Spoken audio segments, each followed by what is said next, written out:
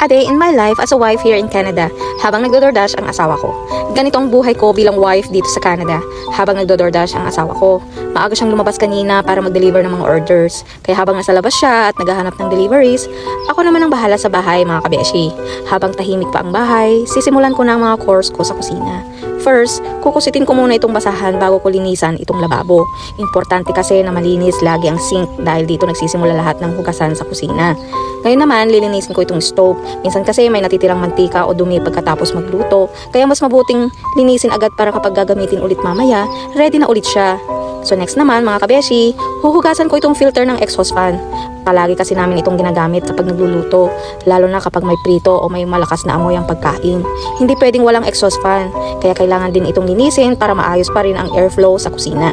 Ngayon naman, pupunasan ko na ang mga hinugasan kong plates, cups at iba pang kitchen utensils. Medyo marami-rami rin pero okay lang. Mas satisfying kasi kapag nakikita mong malinis at organized ang kusina. After ng mga hugasan, pupunasan ko naman ang lababo at pati na rin ang mga table.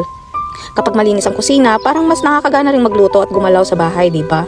Ngayon naman, magwawalis ako ng floor. Kahit araw-araw ka maglinis, may mga alikabok at maliliit na dumi pa rin na lumalabas. So after magwalis, maglalampaso naman ako para mas fresh at mas malinis tingnan ang sahig. Habang ginagawa ko ang mga course ko na ito, mga kabeshi, minsan naiisip ko na rin kung kumusta na kaya ang deliveries ng asawa ko ngayon. Nakarami na kaya siya? Sana maraming orders para sulit ang paglabas niya kanina ng umaga. Ganito talagang buhay namin mag-asawa dito sa Canada. Habang siya ay nasa labas at nagtatrabaho at nagde-deliver ng pagkain, ako naman na nag-aasikaso ng bahay. Simple lang ang routine namin everyday, work, sipag at teamwork bilang mag-asawa. Minsan nakakapagod din, pero kapag iniisip namin kung bakit namin ginagawa ang lahat ng ito, nawawala rin ang pagod. Ginagawa namin ito para sa mga pangarap namin at para sa mas magandang future.